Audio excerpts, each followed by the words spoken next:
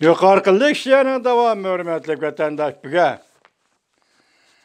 2021 yıl 2. ayının 3. günü hürmetli vatandaş. Yukarıkılık işlerinin devamı. Mesela azayısı buldu.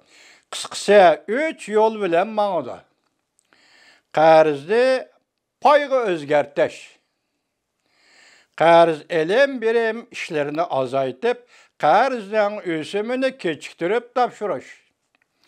Yaki ösümünü tapşırışını muddesiz keçiktiriş. Kısa mutahemlik kılıp, qarz qaytırıştın teniveliş. Xayxanguroyның gumran bolışının allaqaçan jip uçe körülgen idi. Ötke yile Xayxanguroyның internet pul muamele şirketi vaqtida qarz qaytırışını əmeliləşdirilmegen ahval o'ttirg'i chiqqan idi.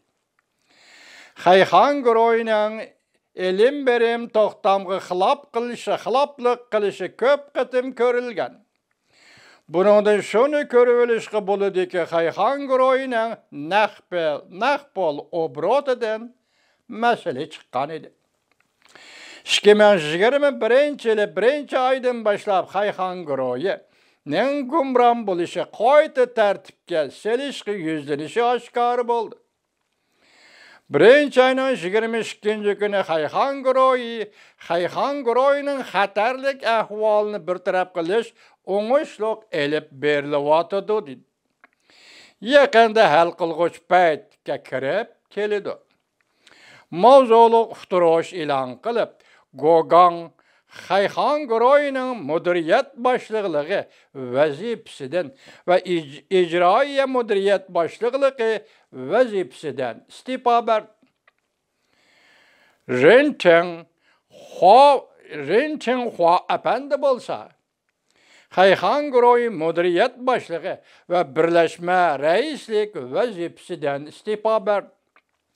Bu kişiler Xayxanguroy golloq amaldarlarıydı.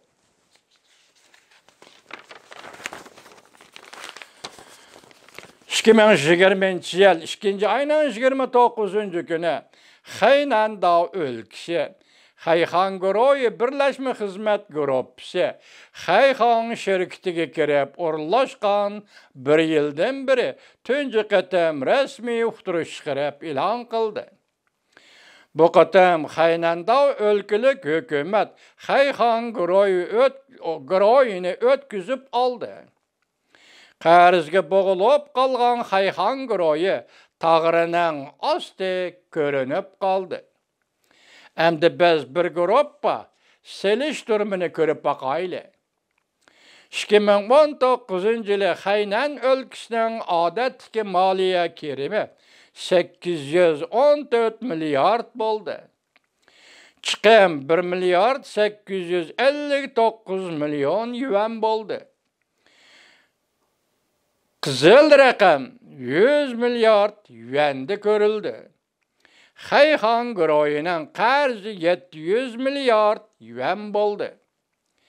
Bu son Xaynandao ülkesining moliya kirimidan 9 hassa ko'p deganlikdir.